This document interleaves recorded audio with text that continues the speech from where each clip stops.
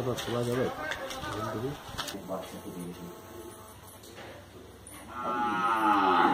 আমাকে রাজগুরু ওই যে বলে তাহলে ওকে অরিজিনাল যাবে।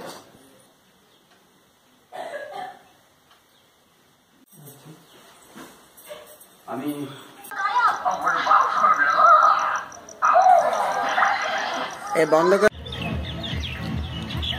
মুগ্গু কথাটা কিন্তু তামিল নয়, তেলুগু কথা। আচ্ছা আচ্ছা।